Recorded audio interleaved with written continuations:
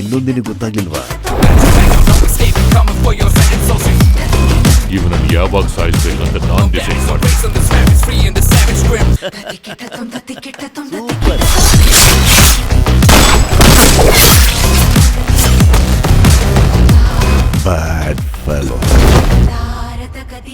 ನಾವು ಪದೇ ಪದೇ ಅವ್ರ ಮನೆಗೆ ಹೋಗೋದು ನಿಮ್ಮ ತಾತನಿಗೆ ಇಷ್ಟ ಆಗಲ್ಲ.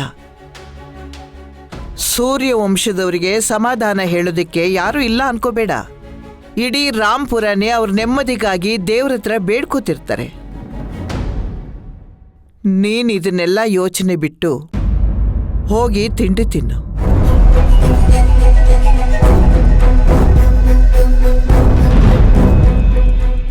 ನಿಮ್ಮ ಅಜ್ಜಿ ಹೇಳಿದ್ದು ಕೇಳಿಸ್ತಾ? ಅವರು ಸ್ವಲ್ಪ ಸಾಫ್ಟಾಗಿ ಹೇಳಿದ್ರು, ನಾನು ಸ್ವಲ್ಪ ರಫ್ ಆಗಿ ಹೇಳಿದೆ.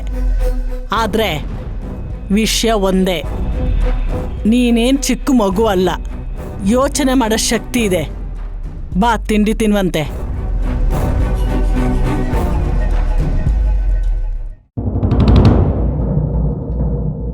ನಿಮ್ಮೆಲ್ರಿಗೂ ಗೊತ್ತಿರೋ ಹಾಗೆ ನಾನು ಅಜ್ಜಿ ತಾತನ ಸುರಕ್ಷತೆಗೋಸ್ಕರ ಜಗ್ಗ ಮತ್ತು ಪರಮೇಶಿ ಅವರಿಬ್ಬರನ್ನ ನಾನು ನೇಮಕ ಮಾಡಿದ್ದೆ. ಅವರಿಗಿರುವ ಅದೃಷ್ಟ ನಮಗಿಲ್ವಲ್ಲ ಅಂತ ನನಗೆ ಈಗ ತುಂಬ ಬೇಜಾರಾಗ್ತಾ ಇದೆ.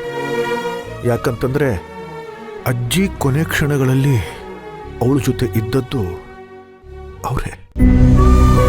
ಅಜ್ಜಿ ತನ್ನ 70ನೇ ವರ್ಷದ ಹುಟ್ಟುಹಬ್ಬಕ್ಕೋಸ್ಕರ ನಮ್ಮೆಲ್ರಿಗೂ ಉಡುಗೊರೆಗಳನ್ನು ಕೊಡಬೇಕು ಅಂತ ತುಂಬ ಸಂಭ್ರಮದಿಂದ ಓಡಾಡ್ತಿದ್ಲಂತೆ. ಹಾಗೇನೆ ತನ್ನ ಮದುವೆ ವಾರ್ಷಿಕೋತ್ಸವದ ದಿನ ನಮ್ಮೆಲ್ಲರನ್ನು ಉದ್ದೇಶಿಸಿ ಅವಳ ಅನಿಸಿಕೆಗಳನ್ನು, ಅಭಿಪ್ರಾಯಗಳನ್ನು ಹೇಳಬೇಕು ಅಂತ ಸರ್ಪ್ರೈಸ್ ಆಗಿ ಒಂದು ವಿಡಿಯೋ ಕೂಡ ಮಾಡಿದ್ದಾಳೆ. ಆ ಸಂಭ್ರಮ ನೆರವೇರಲಿಲ್ಲ, ಆ ಕಾರ್ಯಕ್ರಮ ನಡೀಲಿಲ್ಲ. ವಿಧಿ ಅಷ್ಟರಲ್ಲೇ ಅವಳನ್ನ ಕರ್ಕೊಂಡ್ಬಿಡ್ತು. ಕಾಕತಾಳೀಯ ಅನ್ನೋ ಹಾಗೆ ಅವಳ ನೆನಪಿನಲ್ಲಿ ಈಗ ಅವಳ ಆ ವಿಡಿಯೋ ನಾವೆಲ್ಲರೂ ನೋಡೋ ಹಾಗಾಗಿದೆ.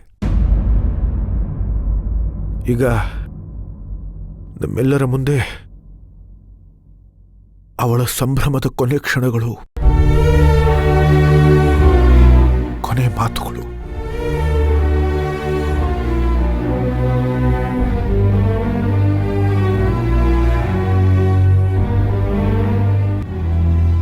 ಜಗ, ಹೇಗ್ ಕಾಣಿಸ್ತಿದ್ದೀನೋ? ಮಂಜ ಕಾಣಿಸ್ತಿಲ್ಲ ತಾನೆ?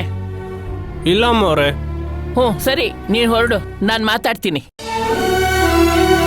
ಎಲ್ರಿಗೂ ನಮಸ್ಕಾರ. 4 ಜನರ ಮುಂದೆ ಮಾತಾಡೋದಕ್ಕೆ ನನಗ್ ಮುಜುಗರ ಆಗುತ್ತೆ ಅಂತಾನೆ ನಾನು ಈ ವಿಡಿಯೋ ಮಾಡ್ತಾ ಇರೋದು. ಆಮೇಲೆ ನಾನ್ ಮಾತಾಡೋದಕ್ಕೆ ಸಮಯ ಇರುತ್ತೋ ಇಲ್ವೋ ಗೊತ್ತಿಲ್ಲ. ನಾನ್ ಇದನ್ನ ನಮ್ಮ ಮದುವೆ ವಾರ್ಷಿಕೋತ್ಸವ ದಿನನೇ ಹಾಕ್ಬೇಕು ಅಂತ ಅನ್ಕೋತಾ ಇದ್ದೀನಿ. ಹಾಗಾಗಿ ನನ್ನ ಮದುವೆ ವಾರ್ಷಿಕೋತ್ಸವ ದಿನ ಇದು ಪ್ಲೇ ಆಗ್ತಾ ಇರುತ್ತೆ. ಇವತ್ತು ನಾನು ಹುಟ್ಟಿದ ದಿನ, ಹಾಗೆ ನಾನು ಮತ್ತೆ ಮದುಮಗಳಾಗಿ ಹಸಿಮಣೆ ಮೇಲೆ ಕೂತ್ಕೊಳ್ಳೋ ದಿನ. ನನಗೆ ಇವತ್ತೆಷ್ಟು ಸಂತೋಷ ಆಗ್ತಿದೆ ಅಂದ್ರೆ, ನನ್ನ ಬಂಧು ಬಾಂಧವರೆಲ್ಲ, ನನ್ನ ಕುಟುಂಬದವರು ಸಂಭ್ರಮದಿಂದ ಓಡಾಡ್ತಿರೋದನ್ನ ನಾನು ಕಣ್ಣಾರೆ ನೋಡ್ತಾ ಕಣ್ ತುಂಬಿಸ್ಕೊತಾ ಇದ್ದೀನಿ. ನಮ್ಮ ಯಜಮಾನ್ರು ನನಗೆ ಸರ್ಪ್ರೈಸ್ ಕೊಡ್ಬೇಕು ಅನ್ನೋದನ್ನ ಸೂರ್ಯನ ಹತ್ರ ಮಾತಾಡ್ತಿರೋದನ್ನ ನಾನು